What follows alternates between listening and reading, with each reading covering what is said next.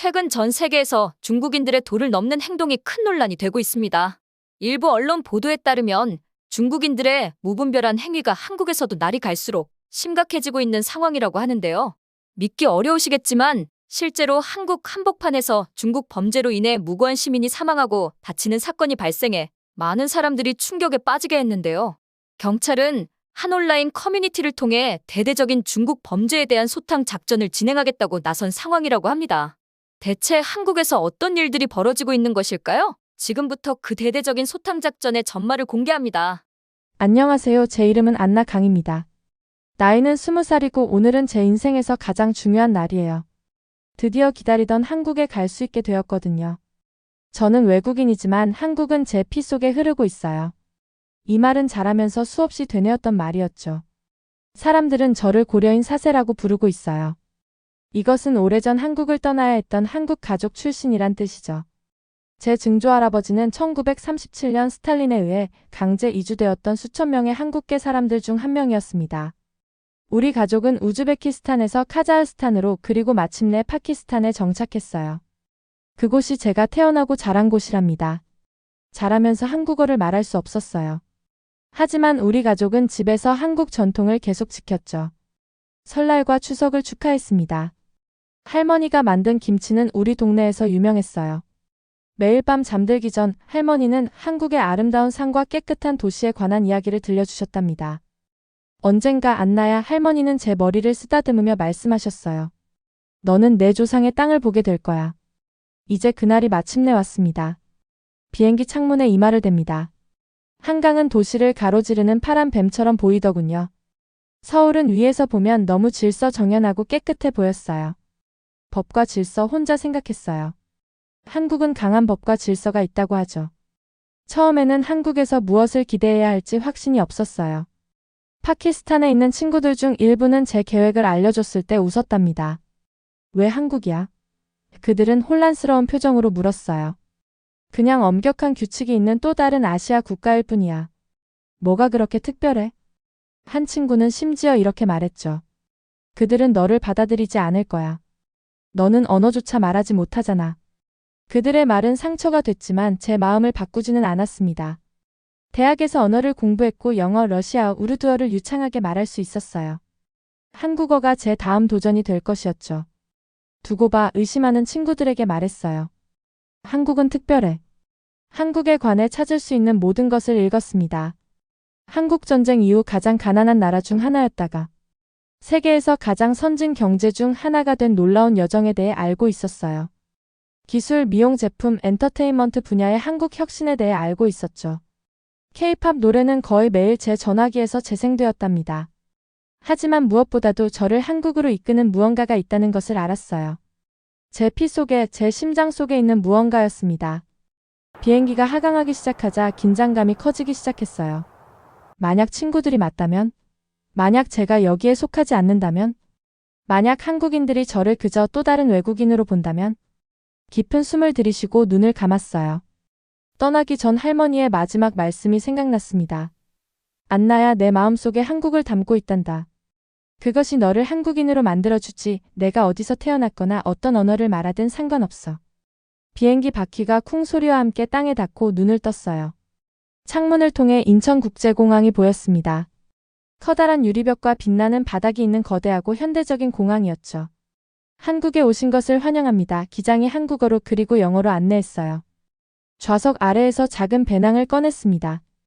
그 안에는 제가 세상에서 소유한 모든 것이 들어 있었어요. 약간의 옷, 언어책, 그리고 할머니의 김치 양념 믹스가 든 작은 병이었죠. 많지 않지만 새로운 시작을 위해 충분했답니다. 비행기에서 내리자 따뜻한 한국의 공기가 얼굴에 닿았어요. 공항 어딘가에서 맛있는 음식 냄새가 났습니다. 비행기에서 먹은 간단한 식사 이후로 아무것도 먹지 않았다는 것을 상기시키며 배가 꼬르륵 소리를 냈어요. 한국어, 영어, 중국어로 된 표지판이 출입국 심사대로 가는 길을 안내합니다. 출입국 심사관에게 여권을 제시하자 손이 약간 떨렸어요. 그는 저를 보고 여권을 보고 다시 저를 바라봤죠. 방문 목적이 무엇입니까? 그가 영어로 물었습니다. 집에 왔어요 라고 말하고 싶었지만 대신 언어 공부요. 한국어를 배우고 싶습니다 라고 대답했어요. 그는 고개를 끄덕이고 여권에 도장을 찍었습니다. 한국에 오신 것을 환영합니다. 라고 말했죠. 공항을 걸으며 주변의 모든 한국인 얼굴을 바라봤어요. 일부는 우리 가족과 약간 닮아 보였습니다. 인생에서 처음으로 군중 속에서 눈에 띄지 않았답니다. 공항 밖으로 나가니 서울이 저를 기다리고 있었어요. 이것은 제 모험의 시작입니다. 이것은 제 뿌리를 발견하고 어쩌면 제가 진정으로 속한 곳을 찾는 여정이었죠. 한국, 저 여기 왔어요. 저는 외국인이지만 집에 돌아왔답니다. 신촌의 작은 아파트는 처음엔 텅 비어있는 느낌이었어요. 벽은 하얗고 아무것도 없었죠. 바닥은 차가웠습니다. 매트리스와 작은 테이블 의자만 있을 뿐이었답니다. 하지만 이곳은 제 것이었어요. 한국에서의 첫 집이었죠. 매일 아침 일찍 일어나 언어 수업 전에 한국어 문장을 연습했어요. 저는 외국인이지만 한국어를 배우고 있어요. 라고 거울에 대고 말했답니다. 제 혀는 낯선 소리에 걸려 넘어졌어요. 한국어는 제가 이미 알고 있는 언어들과 전혀 달랐죠. 그 말들이 제 입안에서 이상하게 느껴졌습니다. 어디를 가든 작은 노트를 가지고 다녔어요. 새로운 단어를 들으면 적어두었죠. 이해할 수 없는 표지판을 보면 휴대폰으로 사진을 찍었답니다. 밤에는 눈이 아플 때까지 공부했어요. 서울에서의 첫 달 동안 비가 많이 내렸습니다. 비는 도시를 검은 우산의 바다로 만들었어요. 특히 비가 많이 내리던 어느 오후 제 아파트 근처에 있는 작은 카페를 발견했답니다. 안으로 들어서자 머리에서 물방울이 떨어졌어요. 따뜻한 커피 향기가 담요처럼 저를 감쌌죠. 카페는 붐볐습니다. 책을 읽고 있는 젊은 남자가 혼자 앉아있는 한 테이블을 제외하고 모든 테이블이 가득 찼어요. 실례합니다. 서투른 한국어로 말했어요. 이 테이블을 같이 써도 될까요? 그가 고개를 들고 미소를 지었습니다. 물론이죠. 영어로 대답했어요. 한국 사람이 아니시죠? 그의 이름은 민호였어요. 연세대학교에서 영문학을 공부하고 있었답니다. 제 고려인의 배경에 대해 이야기하자 그의 눈이 관심으로 커졌죠. 대단해요. 그가 말했어요. 당신 가족이 네 세대와 그렇게 많은 나라를 거치면서도 한국인 정체성을 지켜왔다니. 자랑스러워할 만한 일이에요. 곧 민호는 저에게 그의 친구들을 소개해 주었습니다. 노트북에 밝은 색상이 튀어있는 미술을 공부하는 수진이, 비즈니스 교과서가 항상 깔끔하게 형광펜으로 표시되어 있는 지우, 그리고 우리가 만날 때마다 직접 만든 간식을 가져오는 동우였어요. 그들은 저를 관광객들이 절대 가지 않는 곳으로 데려갔답니다. 서울에서 가장 맛있는 떡볶이를 제공하는 골목에 숨겨진 작은 식당, 그늘진 나무 아래에서 노인들이 바둑을 두는 공원, 공기가 달콤한 호떡과 고소한 어묵 냄새로 가득한 야시장이었죠. 날이 갈수록 한국은 덜 낯설게 느껴졌어요. 길을 잃지 않고 지하철을 타는 법을 배웠답니다. 사진을 가리키지 않고도 음식을 주문하는 방법을 알아냈어요. 심지어 친구들을 웃게 만드는 한국어 농담도 할 수 있게 되었죠. 하지만 여전히 이곳에서의 미래가 걱정되었습니다. 2달 후면 제 비자가 만료될 예정이었어요. 일자리가 없으면 떠나야 했죠. 계약 서명은 한국에서 매우 중요해요. 제가 걱정을 나눌 때 민호가 설명했어요. 외국인으로서 일자리를 찾는 것은 어려울 수 있어요. 어느 저녁 우리 사이에서 고기가 지글지글 구워지는 바비큐를 먹으면서 수진이가 삼촌의 번역 회사에 대해 언급했답니다. 삼촌은 외국인 근로자들과 많이 일하세요. 그녀가 쇠젓가락으로 고기를 뒤집으며 말했어요. 소개해드릴 수 있어요. 다음 날 수진이의 삼촌인 박 선생님을 만났습니다. 그의 사무실은 작지만 깔끔했고 한쪽 벽에는 증명서들이 걸려 있었어요. 그는 제 언어 능력과 이야기에 대해 물어보셨죠. 나는 정직한 사람이 필요해요. 박 선생님이 제 눈을 똑바로 바라보며 말씀하셨어요. 계약을 이해하고 외국인 근로자들이 자신의 권리를 알 수 있도록 도울 수 있는 사람이요. 당신이 이 일을 할 수 있을까요? 의자에 더 곧게 앉았습니다. 저 역시 외국인이지만 법과 질서를 믿어요. 모두가 공정하게 대우받을 수 있도록 돕고 싶습니다. 그 자리에서 일자리를 제안해 주셨어요. 감사 인사를 드리며 고개를 숙이자 내 안에서 새로운 무언가가 자라는 것을 느꼈답니다. 소속감, 목적의식이었죠. 그날 저녁 집으로 걸어가면서 서울은 달라 보였어요. 네온사인 붐비는 인도, 길거리 음식 냄새 모든 것이 조금 더 집같이 느껴졌습니다. 박 사장님의 번역 회사에서 일하기 시작한 지 6달이 지났습니다. 제 책상은 서류로 가득 쌓여 있어요. 취업 허가서, 고용 계약서, 비자 신청서들이죠. 각 문서는 저와 마찬가지로 한국에서 새로운 삶을 꿈꾸는 누군가의 꿈을 담고 있답니다. 저는 제 일을 진지하게 대합니다. 외국인 근로자들이 긴장하고 혼란스러운 표정으로 제 앞에 앉을 때 제가 처음 도착했을 때 느꼈던 감정이 떠올라요. 불법 체류는 절대 용납할 수 없습니다. 계약서에 명확히 서명하셨나요? 계약 조건은 반드시 준수해야 해요 라고 모든 사람에게 말했어요. 이 말들을 너무 많이 반복해서 이제는 자연스럽게 흘러나오더군요. 이것은 그저 빈 경고가 아니에요. 취약한 사람들을 착취로부터 보호하는 방패랍니다. 오늘 한 공장에서 온 계약서가 제 눈에 띄었습니다. 기재된 근무 시간은 하루에 14시간, 일주일에 7일이었어요. 급여는 법정 최저임금의 절반에도 못 미쳤죠. 근로자들이 거의 아무것도 남지 않게 할 주거 공제에 관한 작은 글씨를 읽으면서 제 뱃속이 조여왔답니다. 박 사장님, 손에 종이를 꽉 쥐고 그의 사무실로 걸어가며 불렀어요. 문제가 있는 것 같아요. 박 사장님은 문서를 검토하면서 표정이 심각해졌습니다. 그는 즉시 전화기를 들어 당국에 불법 계약을 신고했어요. 2주 후 경찰은 공장을 급습하여 끔찍한 상황에 갇혀있던 20명의 외국인 근로자들을 구출했답니다. 김 경관이라는 경찰관이 감사 인사를 전하기 위해 전화를 걸어왔어요. 전화기를 통해 그의 목소리는 따뜻하고 감사함이 묻어났습니다. 당신 같은 사람이 더 필요합니다. 그가 말했어요.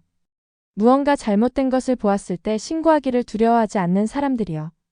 다음 날 이상한 전화를 받았어요. 최 사장님이라는 여성이 서울 시내의 스위트 코너라는 카페를 운영하고 계셨죠. 그녀는 자신의 조카인 김 경관으로부터 불법 계약 사건에 대한 제 도움에 대해 들었어요. 그녀는 외국인 손님들을 위한 통역과 서비스를 돕는 시간제 일자리를 제안했습니다. 급여도 좋고 오전에는 번역 일을 계속할 수 있었죠. 스위트 코너를 방문했을 때 저는 즉시 사랑에 빠졌어요. 카페에서는 갓 구운 빵과 커피 향이 났답니다. 커다란 창문을 통해 햇빛이 쏟아져 들어와 나무 테이블을 빛나게 했죠. 오래된 재즈 음악이 배경에서 부드럽게 흘렀어요. 친절한 눈과 머리카락에 은색 줄무늬가 있는 작은 여성인 최 사장님은 따뜻한 포옹으로 저를 맞이했습니다. 스위트 코너에서 주방은 특별한 공간이에요. 최 사장님이 저를 안내하며 설명했어요. 우리는 도시 전역에서 손님들을 불러 모으는 꿀빵 비밀 레시피가 있답니다. 주방은 스테인리스 스틸 기구들로 빛났어요. 큰 믹싱볼이 밀가루가 묻은 채 조리대 위에 놓여 있었답니다. 창문을 통해 신선한 민트와 바질이 깔끔한 줄로 자라는 허브 정원이 보였죠. 제 삶은 즐거운 일상으로 자리 잡았습니다. 오전에는 번역 사무실, 오후와 일부 저녁에는 스위트 코너에서 일했어요. 이제 돈도 모으고 있었죠. 제 한국어는 매일 향상되고 있었습니다. 심지어 가족들과 서울로 이주한 고려인 아이들을 위한 작은 주말 수업도 시작했답니다. 그러다 비오는 어느 화요일 모든 것이 바뀌었어요. 카페는 조용했고 책을 읽거나 노트북으로 타이핑하는 몇몇 손님만 있었습니다. 최 사장님이 뒤쪽 사무실로 저를 부르는 손짓을 했죠. 우리 주방에서 불법 재료가 사용되고 있다는 소문이 있어요. 그녀가 걱정스러운 눈으로 속삭였어요. CCTV 영상을 확인하는 것을 도와줄 수 있나요? 당신의 경험이 제가 놓치는 것을 발견할 수도 있어요. 우리는 작은 사무실에 함께 앉아 보안 영상을 며칠 동안 되돌려 보았답니다. 처음에는 특이한 점이 없었어요. 그저 카페의 일상적인 운영뿐이었죠. 그러다 무언가 제 눈에 띄었습니다. 어두운 재킷을 입은 2명의 중국인 남성이 거의 매일 카페를 방문했어요. 그들은 항상 같은 음료를 주문했죠. 한 명은 블랙커피, 다른 한 명은 녹차였답니다. 그들은 항상 주방 문과 가장 가까운 7번 테이블에 앉았어요. 그리고 그들은 항상 주방 입구를 지켜보며 안에 들어가거나 나오는 모든 직원들을 눈으로 쫓았답니다. 이 주방은 비밀 공간이에요. 아무나 들어갈 수 없어요. 승인된 사람만이 접근할 수 있다는 계약이 있죠. 최 사장님의 엄격한 규칙을 기억하며 천천히 말했어요. 화면 속 남자들을 지켜보면서 등골이 오싹해졌습니다. 그들의 행동은 단지 이상한 것이 아니었어요. 의심스러웠죠. 왜 그들은 우리 주방에 그렇게 관심이 많은 걸까요? 무엇을 찾고 있는 걸까요? 그들을 계속 주시하기로 결심했어요. 무언가가 이들은 평범한 손님이 아니라고 알려주는 듯 했습니다. 무언가가 그들이 위험할 수도 있다고 말해주는 듯 했어요. 2주 동안 매일 저는 2 중국인 남성을 지켜봤어요. 그들은 시계처럼 정확히 오후 3시 15분에 도착했답니다. 항상 같은 음료를 주문했죠. 한 명은 블랙커피, 다른 한 명은 녹차였어요. 설탕도 우유도 없이 말이에요. 그들은 오늘도 역시 주방문이 가장 잘 보이는 7번 테이블에 앉았답니다. 서로 거의 대화하지 않았어요. 그들의 눈은 끊임없이 움직이며 주변을 살피고 관찰했죠. 작은 패턴들이 눈에 들어오기 시작했어요. 월요일에는 정확히 45분 동안 머물렀습니다. 다른 날에는 1시간 동안 있었죠. 한 남자는 방문 중 항상 한 번 이상 화장실에 가는데 주방 문 앞을 지나는 경로를 선택했답니다. 다른 남자는 항상 카드가 아닌 현금으로 지불했어요. 제 직감이 뭔가 잘못되었다고 말해줬습니다. 아주 심각하게 잘못되었다고요. 어느 날 오후 저는 박 사장님이 지역 당국을 위해 번역하는 번역회사에서 국제 경찰 공지문을 정리하고 있었어요. 한 보고서가 제 눈에 띄었답니다. 경고 동아시아 비즈니스를 노리는 조직 범죄 그룹. 보고서는 중국, 일본 그리고 이제 한국에서 문서를 위조하고 비즈니스 비밀을 훔치는 조직에 대해 설명했어요. 읽으면서 제 심장이 더 빠르게 뛰었답니다. 이 조직은 실제 도난을 위해 더 많은 회원을 투입하기 전 목표 위치를 연구하기 위해 관찰자 쌍을 보낸다고 했어요. 관찰자들은 의심을 피하기 위해 동일한 루틴을 따른다고 하더군요. 스위트 코너에 있는 남자들이 이 조직의 일부일까요? 그날 저녁 저는 최 사장님과 이제 카페에서 요리사로 일하는 동호에게 제 의심을 털어놓았어요. 영업 종료 후 비어있는 카페에 앉아 있었답니다. 주변 테이블에는 의자들이 쌓여 있었죠. 비가 창문을 두드리며 바닥에 그림자를 춤추게 했어요. 나도 그들을 눈여겨봤어. 동호가 말했어요. 아직 밀가루가 묻은 요리사 앞치마를 입은 채로였죠. 지난주에 내가 꿀빵을 준비하는 동안 그중 한 명이 주방 창문을 들여다보려고 하는 걸 발견했어. 최 사장님의 얼굴이 창백해졌습니다. 걱정할 때 하는 습관처럼 목걸이를 꽉 쥐었어요. 주방에는 레시피뿐만 아니라 그녀가 속삭였어요. 금고도 숨겨져 있어요. 중요한 서류와 당일 수익이 보관되어 있죠. 제 마음이 빠르게 달렸답니다.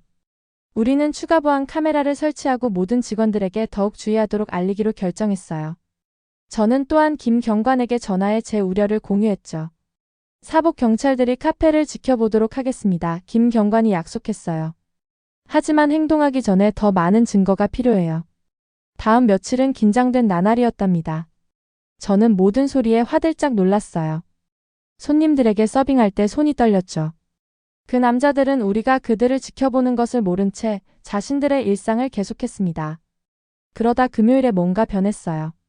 카페는 시험 준비를 하는 학생들로 유난히 붐볐답니다. 공기 중에는 커피와 스트레스 냄새가 가득했죠. 두 남자가 도착했지만 오늘은 뭔가 달라 보였어요. 그들은 끊임없이 휴대폰을 확인했답니다.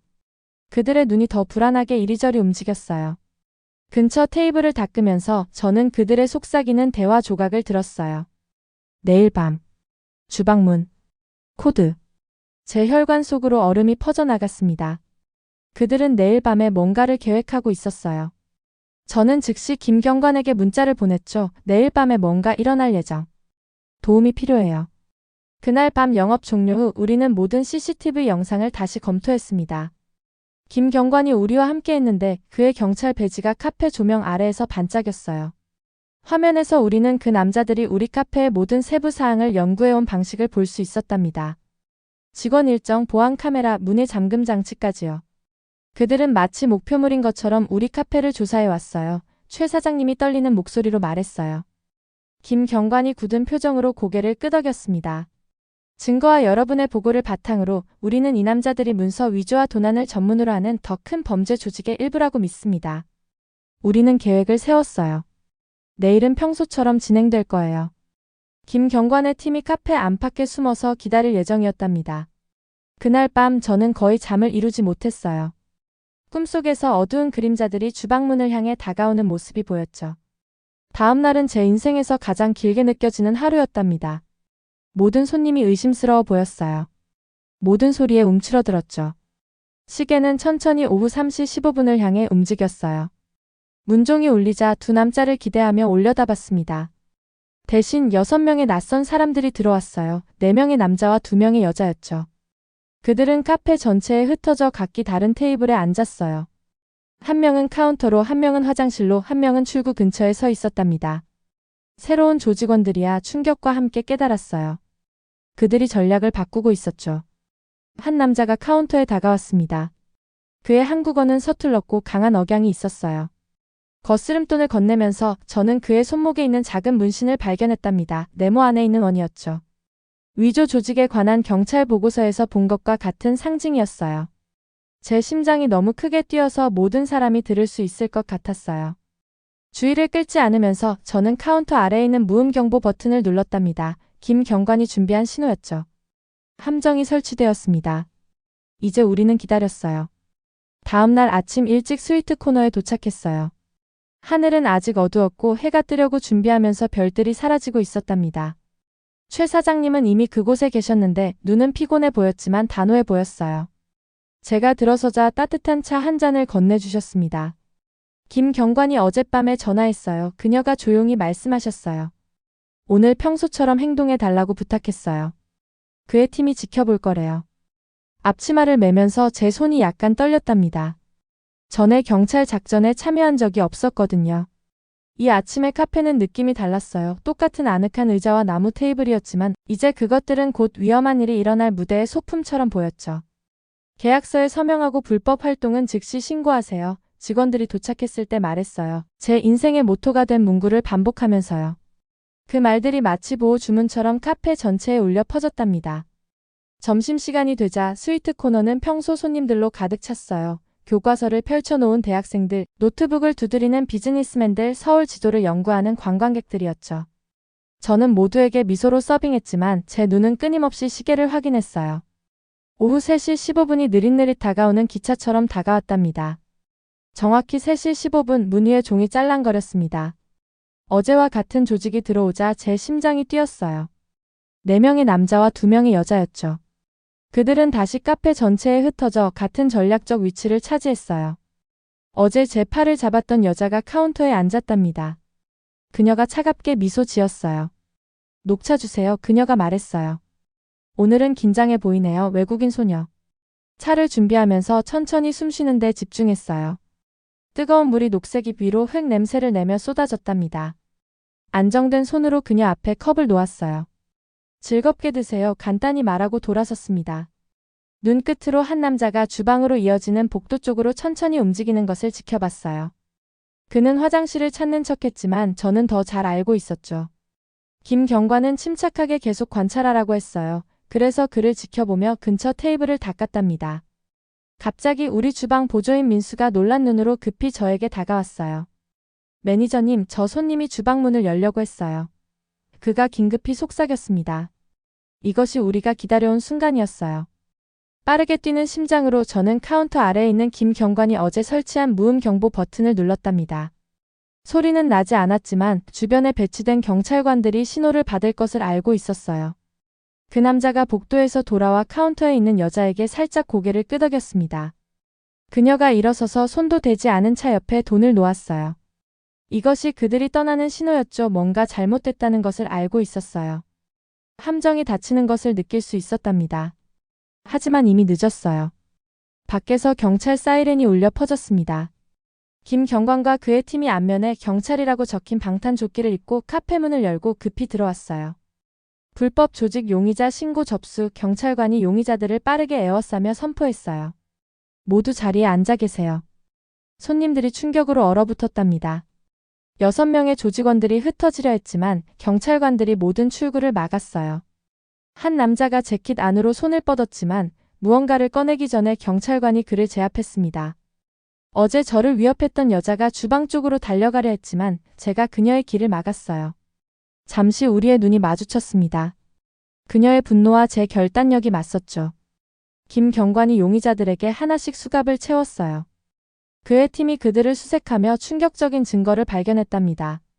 다른 이름이 적힌 가짜 신분증들, 서울 전역의 사업체를 위한 위조 계약서, 암호로 쓰여진 조직원 명단, 보안 시스템을 감시하도록 설계된 작은 카메라들, 용의자들의 전화에는 스위트 코너의 금고를 침입해 돈과 고객 정보를 훔치려는 계획에 관한 메시지가 있었어요. 그들은 우리 카페만 노린 것이 아니었습니다. 우리는 그들 목록에 있는 많은 사업체 중 하나였답니다. 경찰이 범죄자들을 데려간 후 스위트 코너는 조용해졌어요. 최 사장님이 영업 중 표지판을 영업 종료로 뒤집고 진술을 받는 경찰관들을 위해 신선한 커피를 만들었죠. 김 경관이 노트를 펼친 채 제 맞은편에 앉았어요. 잘했어요. 그가 존경심이 가득한 목소리로 말했어요. 작은 신고 하나가 큰 조직을 무너뜨릴 수 있어요. 당신이 처음 두 남자를 눈여겨보고 의심을 신고하지 않았다면 우리는 이 중국 조직을 잡지 못했을 거예요. 최 사장님이 제 어깨를 꼭 쥐었습니다. 당신은 내 카페뿐만 아니라 이 범죄자들이 노렸을지도 모르는 많은 다른 사업체들도 보호했어요. 그날 저녁 늦게 민호, 수진, 지우, 동호가 일어난 일을 듣고 카페로 급히 달려왔어요. 그들은 저를 포옹하고 질문하며 둘러쌌답니다. 우리 친구는 영웅이야. 민호가 자랑스럽게 선언했어요. 내가 처음 한국에 왔을 때 외국인으로서 적응하는 것을 걱정했었지. 이제 넌 한국 사회를 보호하고 있어. 따뜻한 느낌이 제 가슴을 가득 채우며 하루의 두려움과 긴장을 대체했어요. 한국에 도착한 이후 처음으로 저는 바깥에서 들여다보는 외부인처럼 느껴지지 않았답니다. 저는 이 공동체의 일부였고 그 안정과 안녕에 기여하고 있었죠. 한국은 불법 활동을 용납하지 않아요. 신고가 계속될 때 안전한 사회가 유지됩니다. 생각에 잠겨 말했어요. 이제 이것은 단지 슬로건이 아니었습니다. 제가 직접 경험한 진실이었어요. 그 후 며칠 동안 지역 신문에는 스위트 코너와 범죄 조직을 잡는 데 도움을 준 용감한 외국인 바리스타의 이야기가 실렸답니다.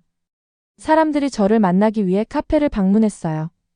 어떤 이들은 작은 선물을 가져왔죠.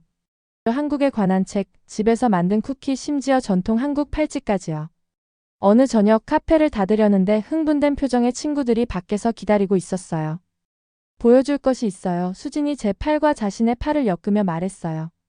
그들은 저를 근처 공원으로 데려갔는데 그곳에서 지역 사회 행사가 열리고 있었답니다.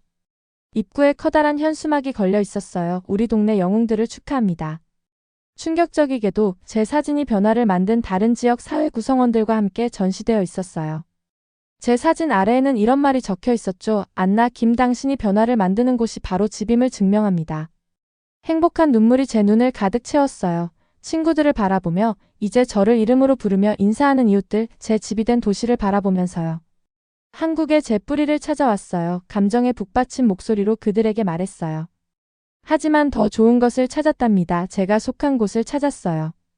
불꽃놀이가 밤하늘에서 터지며 서울을 찬란한 색으로 물들일 때 저는 제 여정에 대해 생각했어요. 자신의 위치가 불확실한 외국인에서 실제로 변화를 만든 사람이 되기까지요. 한때는 단지 연습할 문구였던 말들이 이제는 한국에서의 제 삶의 기반이 되었답니다. 저는 안나 김입니다. 저는 고려인 외국인 바리스타 번역가입니다. 하지만 가장 중요한 것은 저는 집에 있다는 것이에요. 한국 한때는 너무 멀고 낯설었던 곳이 이제는 저를 자신의 일원으로 품어주었답니다. 오늘의 사연은 여기까지입니다. 사연이 마음에 드셨다면 구독과 좋아요 부탁드려요. 여러분의 버튼 하나로 영상 제작에 큰 힘이 됩니다. 다음에 더 큰 감동적인 사연으로 찾아뵙겠습니다. 감사합니다.